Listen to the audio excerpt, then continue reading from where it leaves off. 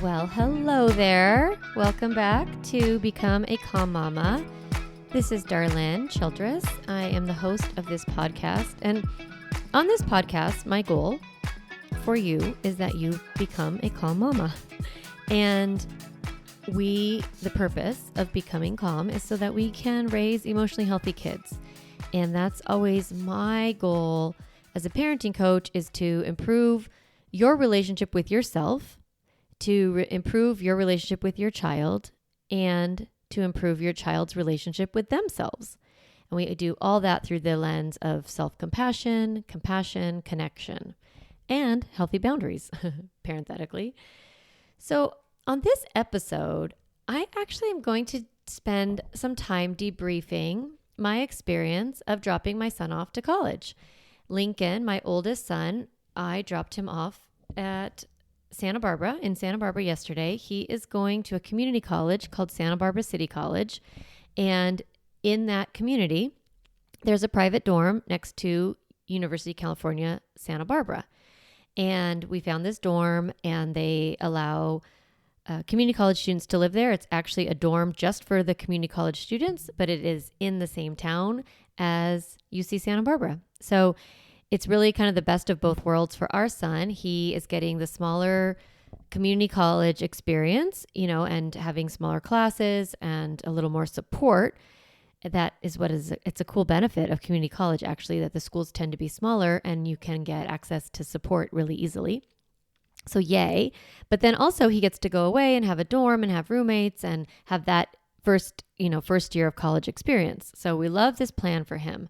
And yesterday was the move-in day for his dorm. And it might be a little bit soon to do a reflection because literally it hasn't even been 24 hours since I've dropped him off. But I wanted to spend some time sort of processing where I'm at, where my thoughts are, and helping you grow in your ability to really allow for any feeling that comes up. That's the theme of this podcast episode. And so I'm going to kind of break it down for you a little bit of what it was like for me. And then also kind of what my takeaways are from raising a kid. Honestly, that goalpost of graduation from high school and then launching into adulthood is the finish line of parenting in some ways. And it doesn't completely end. I've talked about this a little bit. I think parenting ends when your child is truly independent, and that also means financially independent. And we can have emotional interdependence, he and I, that will never end. That's what being in a relationship is. We're always going to be in a relationship. I'm always going to be a mom. But the actual practical pieces of parenting and mothering, I do believe end. And that's because I separate my relationship from the parenting or mothering tasks. So all that to say is I kind of am at the end, and I'm a parenting coach. So it would probably be good for me to process and talk to you about my experience as I wrap up this parenting journey in this way. Of course, my son is not financially independent. We're paying for college. We have not turned him out and said, you're on your own. He still has a lot of connection with us. We pay for his car and all those things. And so there's still freedom, responsibility tethers. So as he gets more financially independent, that's kind of the last frontier or whatever in his journey towards adulthood. Okay, so yesterday in the morning is when we were packing up. And it's funny because I've kind of talked about this a little bit on my social media, but I had been gathering things for Lincoln over the summer, and I really didn't go crazy. Some moms get really into decorating the room. I was just kind of really practical. But whenever a feeling would come up over the summer where I felt a little bit scared of oh my gosh, is he going to have everything he needs and all that, I would sort of get something and I would put it in this pile in our dining room, on the dining room table, the dining room we don't use that much. And that became where all Lincoln's stuff was for school. And I started to call it my anxiety nest. And it was when I would have an anxious moment, I would go oh, you know what he needs? He needs an umbrella. And then I would get an umbrella and I would put it in my anxiety nest. And that was, my the externalizing of me and my anxious feelings about him leaving. I kind of teetered back and forth. Sometimes I didn't really think about it that much. And then other times I would be really focused on it. So all summer it was sort of this journey towards prepping him to get ready. And then yesterday was move-in day. So we had, all of the stuff in the dining room, like my anxiety nest. And it took about 30 minutes to pack the car. So we packed it all up. We got bike, surfboard, computer desk. I mean, just, computer chair, all the things, and put everything in the car. And then we drove. It's about an hour and a half, a little less, to Santa Barbara from our house. And we checked him into his dorm. We had a quick lunch. And then we just started to unpack all the stuff. So I was really in mom mode. You know how mom mode is, like you've got your list and you've got your project and you're kind of making sure everybody is, doing what they need to do. And when you're in mom mode, I actually think it's really easy to not have a lot of emotion, except maybe frustration if people aren't moving fast enough or they're not listening to you, or you realize, like for me, if I realize that, we forgot something or that I wasn't prepared enough, then I can get a little anxious about it. And it can show up as frustration or irritation.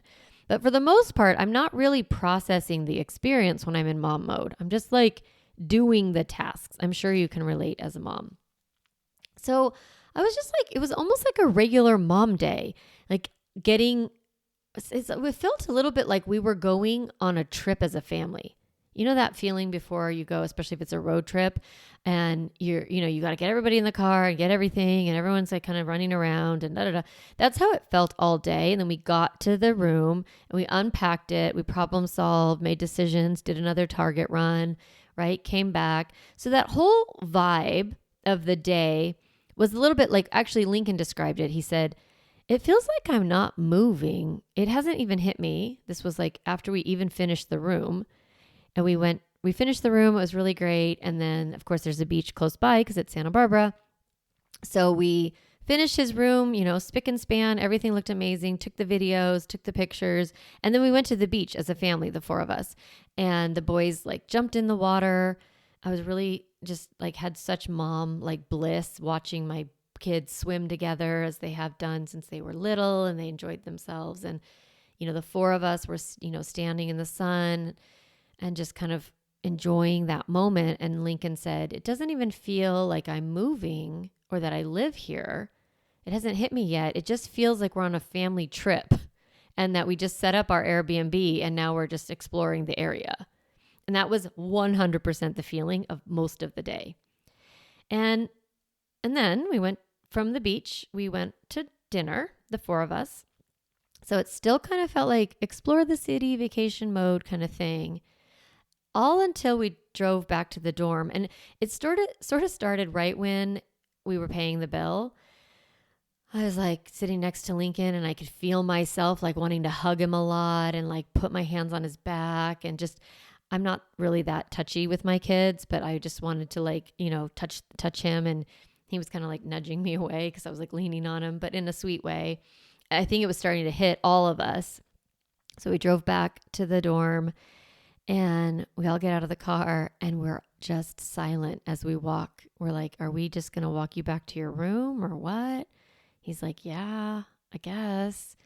We're like, okay. So the four of us kind of walk quietly to the room. And then, we stand there. We give a bunch of random good lucks and I love yous and you'll do great and I'll miss you. And he sat down on his bed and we all sort of slunk away, like, Sawyer goes, so what do? We just walk out? And I was like, yeah. And then he goes, bye, Lincoln. He yells really loud. And we walk out. We close the door. We walk down the stairs and he's just in his room and we're not with him anymore.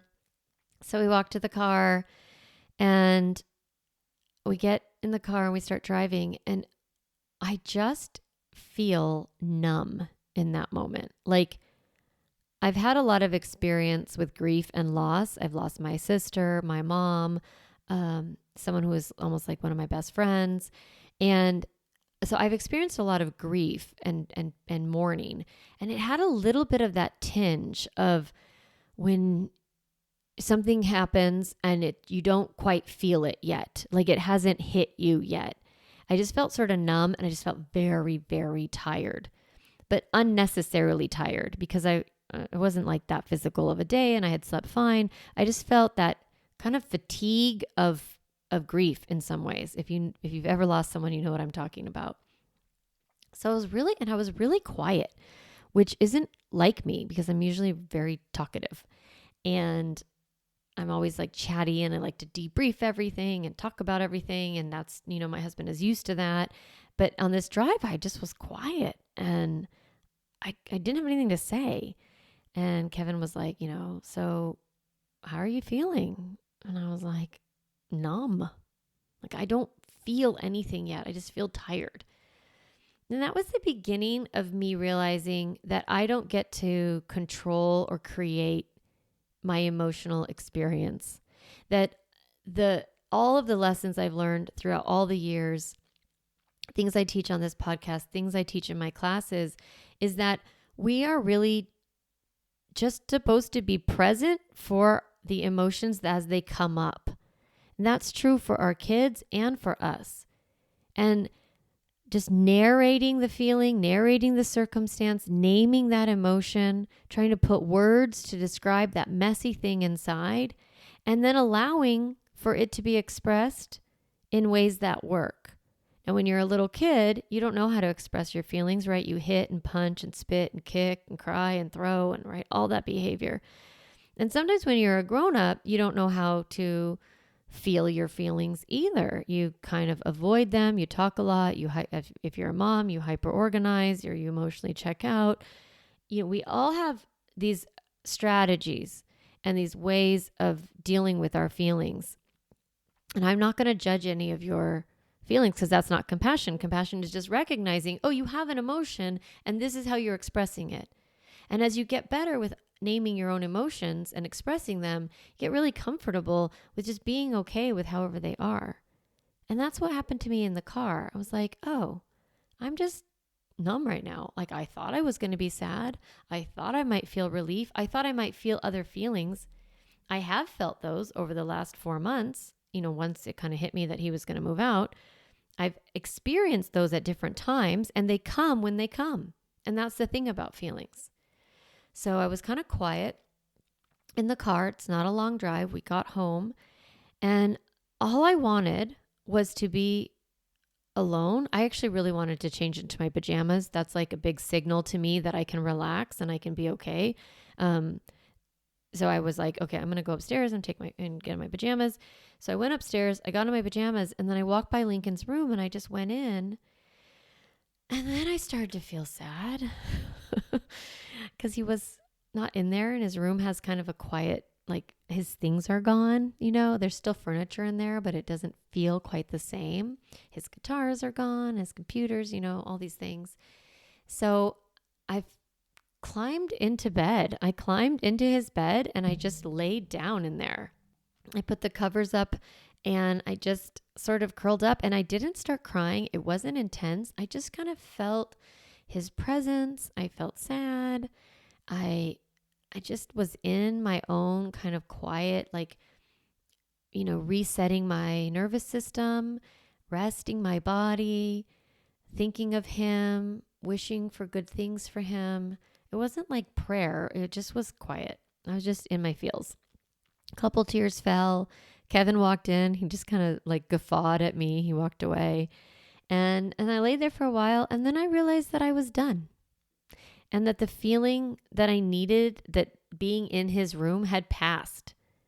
So it was like I was numb in the car. Then I was sad.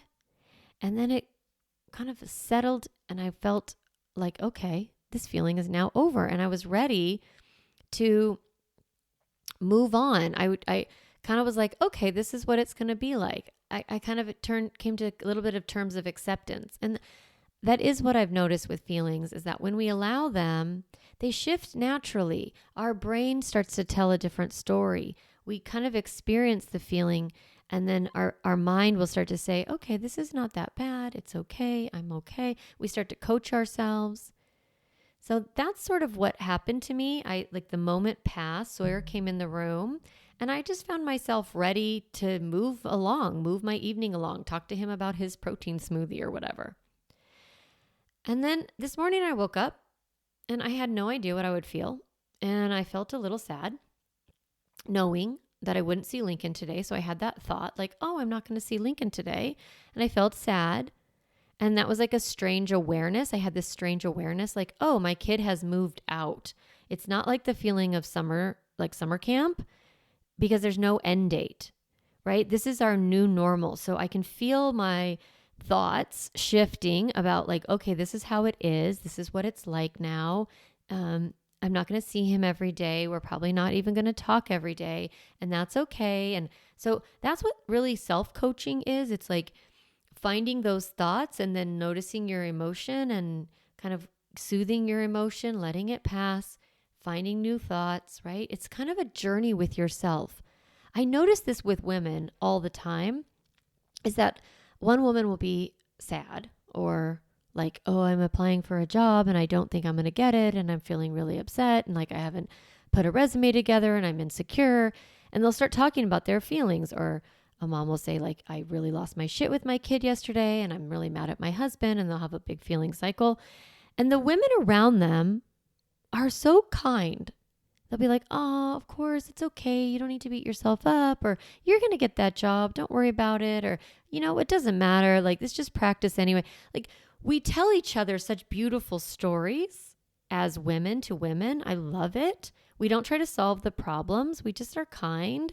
We don't say, oh, you know what you need to do to get your resume, some of us give advice, but a lot of times we're just sweet, right? And that is what you can learn to do with yourself, is just be sweet with yourself. That's what I think of as the process of self-coaching, right? So then I'm really wrapping my head around this idea that Lincoln, this is my new normal, right? He's going to move in and out of our home over the next few years as he makes his way towards independence. And he's going to be away at school and then home for a break and then away at school and then home for a break again. And that is how he's going to slip in and out of my world moving forward. And I thought that I would feel sad about this. But I realized that I'm not sad, actually. That this is what I've been preparing for all along. That this was the goal. This is all of our goals as parents, is the idea that we want to give our kids, like equip our kids with the tools that they need to become adults. It's the long goodbye, as I talked about when Lincoln was graduated from high school or when he turned 18. Like, these are the milestones that mark time and mark progress towards an end goal, which is that our children don't need us. Like, I want my kids to want to be in a relationship with me. I don't want them to need me, right? That's what a really healthy relationship is where I, as two adults in a relationship, one adult is able to, manage their own emotions and take care of themselves and set goals, and they're independent.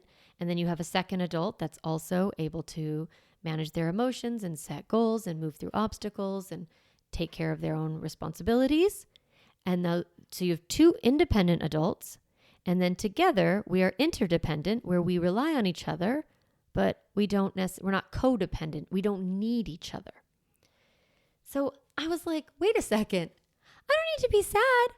Like, this is what I was doing all along. This is what I've been working towards independence and responsibility and emotional health since he was 4 years old. Since that first step that I took into becoming a calm mama, becoming a compassionate parent, 15 years ago, I've set up our life towards this end goal of emotional health and a strong relationship with he and I, and with himself, and with his siblings, and with his social world. I've committed to that, to cultivating that, and we made it. Like, this is what it was all about. And like, here we are. We're like on like you call like marathon, right? Parenting is like, oh, it's a really, long years, or what do they call it? Long days, short years, or whatever. And it's like, Well, at some point, there's an end goal. It's been a marathon or it's been running, climbing a mountain. And I crossed the finish line. I made it to the top of the mountain. Like, we can celebrate what we've done. And that feeling of celebration has been really interesting for me. Last week, I think it was last week, right before he moved, we got the orientation schedule for this week while he's there at orientation at his dorm. And, it's like, different activities, right, set up on a calendar. And when I opened up that document in my phone, I started to cry really hard. I was like weeping in the car. Sawyer had been driving, which is, a thing. And then he had gone inside the store to get a skateboard or something. So I stayed in the car and I opened my email and I read this email and I was immediately flooded with emotion. And I just started crying. And then in typical life coach Darlene world, I'm like, whoa, what are these tears about? Like, what's happening here? And I recognized, okay, I was like, what is this feeling? And mostly it was relief. I just was like, oh, okay, there's grown-ups in charge. Honestly, I was like, somebody in charge set up this schedule and is going to tell my kid where to go at what time. I had a sense of relief, like, okay, he's not just going into the Wild West alone. There's people, there's systems. This is not their first time launching a class of freshmen. Like, he's in good hands. So that made me relax. I'm sure you feel that way when you have your kids like in a good school, or you finally found a good daycare or a babysitter or preschool, and you're like, right? Get to exhale. And then there was this secondary feeling that flooded in, and it was proud. Not of him, you guys, but of myself. I was like, I did it. I got this kid to launch into the next phase of his life. And I have felt that when I have figured out an elementary school or a middle school, or got my kid to high school, or got my kid a driver's license, or a bank account, or like even I get that feeling when I take them to the dentist or got them braces. Like, there's these little things in in parenthood, where I'm like, look at you, girl. Like, I honestly have a pretty cool ability to be proud of myself without being super cocky about it. And that sounds cocky, right? So that's not what I mean. But I do have like a pretty good self-talk game that I've worked on. A couple weeks ago, I talked about kind internal self-talk when I talked about the inner child. And I've been practicing KISSed for a long time, and kept, right? Kind external parent talk. I've been practicing those for a long time. So it comes up, parenthetically, it comes up a lot for me when I have, when I make dinner for my family and I didn't have a dinner plan and I still end up putting food on the table. I'm always like, damn girl, you made that happen. Like, you're amazing. So that little feeling of like, damn girl, I had that feeling when I opened up that email. I was like, whoa, look at you. You got your kid into college. Like, he's going, he's not like into college, it's community college, but you know what I mean? Like, we're launching him. He is on his way to adulthood. Like, good job, you. And also good job for like parenting this way. I just let myself feel really proud. And I found myself this morning feeling proud too. Like, we made it. This is what you've been preparing for all along. You have worked hard, Darlene, and you mamas who are listening, you are working hard on calming your own emotional reactivity, right? Learning to process negative and positive emotion so that, like, for me, I don't want to dump all my junk onto my kids. I didn't want to take my toxic patterns and my trauma and all my childhood crap and just redo the whole parenting trauma wheel again. I really wanted to heal myself, and that way I could heal this next generation in my own family. And I was like, yeah, I did that. I worked hard.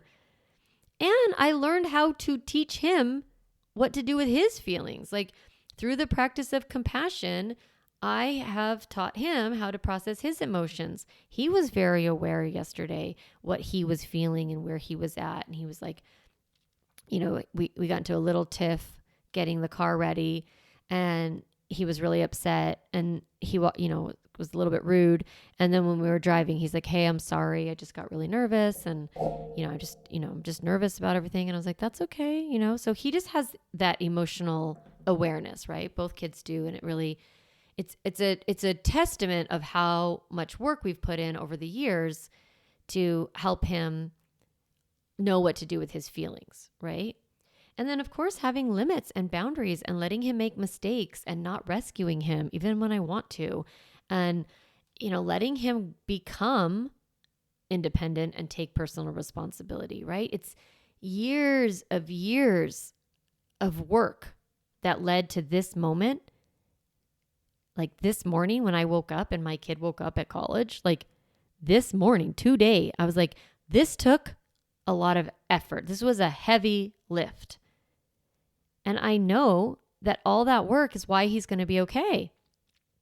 It's why I know, that I can relax. Now, is he going to struggle? Is he going to suffer? Is he going to have hard times? For sure. But does he know how to cope with that? Yes, he does. He knows how to problem solve. He knows to process his negative emotions. He knows how to get help. He knows how to be a self-advocate. These are the tools and skills. Is he a perfect student? No. Does he have perfect hygiene? No.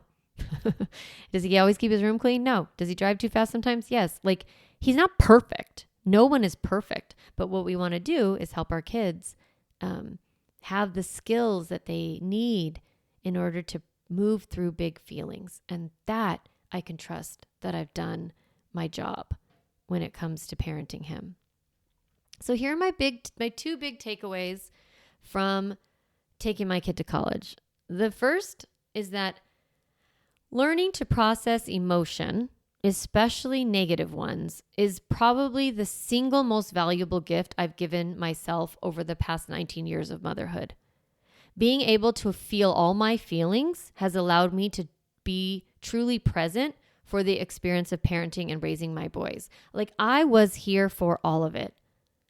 The good, the bad, and the ugly. And I'm so grateful for my own willingness to get help when I needed support, to hire people like parenting coaches, to hire therapists, to hire support people in my life and to have an amazing group of friends in order to, learn how to feel my feelings, how to reach out and process that negative emotion. I've read hundreds of books and done so much self-help and self-development. And I'm grateful, right? Doing that work meant that I could be present in this day, and that I'm really, that's a takeaway. It's worth it. The second is that it's worth gentle parenting, as they call it now. That's a new phrase, but that idea of, parenting with compassion, and that is hard work, but it is also worth it. Because when you do the personal development work and you combine that with compassionate parenting, the result is a kid who feels very connected to you and has a lot of emotional health for themselves. Especially if you combine that with limits and restorative consequences. If you let your kids make mistakes, if you have firm boundaries, so not being permissive, but having boundaries, you are teaching those the two prongs of emotional well-being, is that emotional health, being able to process your negative emotion, and being personally responsible. So doing both, it's not easy, but it's worth it. A long time ago, I chose that my 3 parenting goals would be my kids' emotional health. That would number 1. Number 2 was my relationship with my kids. And number 3 was my own mental and emotional well-being. And those were my goals. Not straight A's, not good students, not obedience, none of those. not like star athletes, right? Not the most attractive kid, not the, famous chess player. I just wanted my kids to not even be happy. I wanted them to be emotionally healthy. I wanted us to have a good relationship, and I wanted to grow as a person. And that is where I realized today, on launch day, for my oldest, I can honestly say that I've achieved what I set out to do. And I'm letting myself be proud. I was talking with my coach, Kristen, this morning, and she was challenging me to just allow myself to feel proud. And she was saying, this is kind of a new concept in parenting. Instead of focusing on what we don't want to do to our kids, focus on how we want to feel at the end. Like, do we want to be proud of how we showed up? Do we want to feel proud of how we were as parents? And it's like, yeah, but you can feel that way now. That's the cool thing, is like, if you take one deep breath and you walk away and you don't yell at your kid one time, be proud. You have the right to feel proud of yourself. And that's where I'm really letting myself just be like, yeah, no, kick ass. We're good. This is great. And if it's not, I will also process my negative emotion. Maybe in an hour, I will feel very, very sad, right? I don't know yet. But processing my feelings is so valuable, and being proud of myself is also so valuable. So this is my challenge to you today, is I want you to ask yourself, am I letting myself feel the feelings as they come up? Am I allowing myself to feel fully sad or mad or scared? And if you're not, maybe you need to learn to trust yourself. You can ask yourself, do I trust myself that I won't just fall apart and become a hot mess if I allow myself to feel this anger? What I've noticed is that when I don't feel my feelings, they show up in another way. It's like whack-a-mole. If I try to pop one down, it's going to pop up in another relationship or another part of my life or in my body somewhere.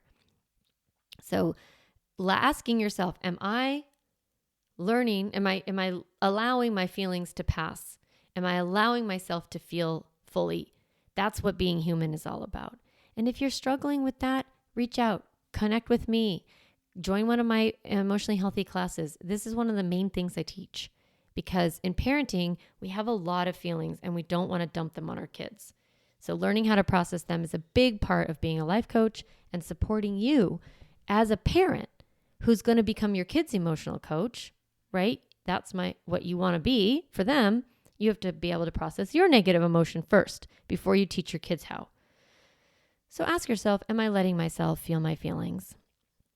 And then the second challenge I have for you, or question I have for you, is like, are you letting yourself feel proud of your hard work as a parent? Do you ever quiet that inner critic? Do you practice kind internal self-talk? Do you practice KISSed? At least sometimes. Do you tell yourself, good job, mama? Literally every time I cut up fruit and I put it in a bowl and I hand it to my children, I think, good job, mama. So there's just like bedtime. I walk out, close that door. I'd be like, yeah, good job, mama. Are you letting yourself feel good job, mama? Are you? This is what I want you to know, is that you have permission. You will be the mom that you want to be when you let yourself feel your feelings. You will show up more like the mom you want to be when you allow yourself to be proud and speak kindly to yourself. Those two things have been my main tools to get me to where I am right now. And that's why I want to offer that to you today. And yeah, just celebrate with me if you're at all. If you're a regular listener to the podcast, I've had Lincoln on the podcast. He and I have a very interesting relationship. He's a really great kid and he's just really lovely. I'm going to miss him to pieces. But I'm just delighted right now. So celebrate with us as a family. And I will be celebrating with you at any ways that you're launching kids, launching them to kindergarten, launching them to middle school, launching them to high school. All of these are big transitions. And it's just important for me to know that you get to be proud of yourself and you get to feel whatever feeling comes up. All right, mamas, thanks for listening, and I will talk to you next week. Have a great week. Hey mama, if you enjoyed this podcast episode, I want to encourage you to do two things. The first is go to my website, calmmamacoaching.com, and get a copy of the Stop Yelling cheat sheet. You'll get a step-by-step breakdown of the most important tool I teach, which is the pause break. And you'll also get 40 ideas to reset your body and balance your nervous system so you don't have to yell at your kids. You can get a copy of that, again, at my website, calmmamacoaching.com/stop yelling.